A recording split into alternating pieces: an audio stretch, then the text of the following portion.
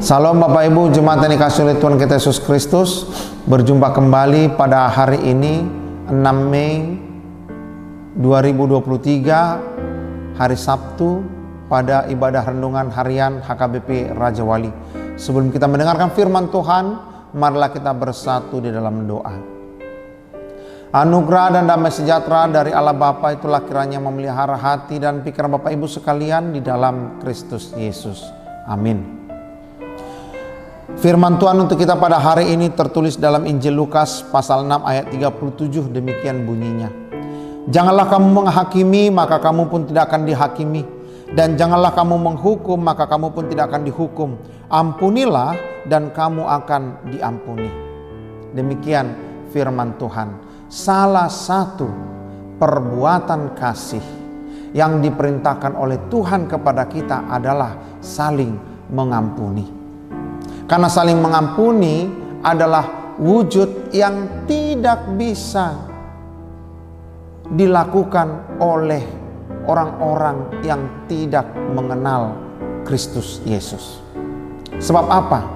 Sebab di dalam pengampunan kita telah mewujudkan hukum kasih yang terutama dan yang paling utama diperintahkan oleh Tuhan kepada kita.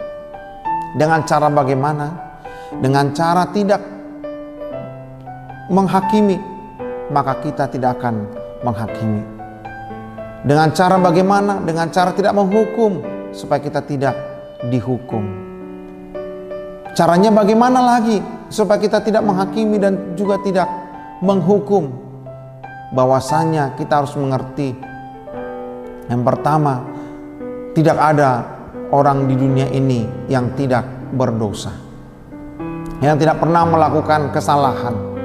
Semuanya pasti akan pernah melakukan kesalahan. Tapi bagaimana Allah Bapa mengampuni kita atas segala dosa-dosa kita, demikian juga kita harus mengampuni orang yang bersalah kepada kita. Lalu muncul pertanyaan, apakah tidak perlu hukum? Hukum perlu. Makanya hukumnya, yang hukum terutama adalah kasih. Hukumlah dia sesuai dengan kasih yang diperintahkan Tuhan kepada kita. Jangan hukum dia dengan tidak berdasarkan kasih, yaitu tidak berdasarkan kesalahannya. Hukumlah dia. Dalam artiannya, menegur itu juga sudah hukuman. Mengatakan kesalahannya itu juga sudah hukuman. Menasihati dia juga itu sudah hukuman. Lalu bagaimana dengan perbuatan-perbuatan yang mungkin merugikan orang lain? Ya, kita serahkan kepada yang berwenang untuk menegakkan hukum yang diberikan ataupun yang dibuat di tengah-tengah dunia ini. Tapi yang pastinya, kalau dia sudah menerima hukumannya, jangan lagi menghakiminya. Jangan lagi menghukumnya dengan hukuman kita sendiri. Ampunilah dia. Sebab hanya Bapa di sorga lah yang layak memberikan penghakiman dan penghukuman bagi orang yang berdosa.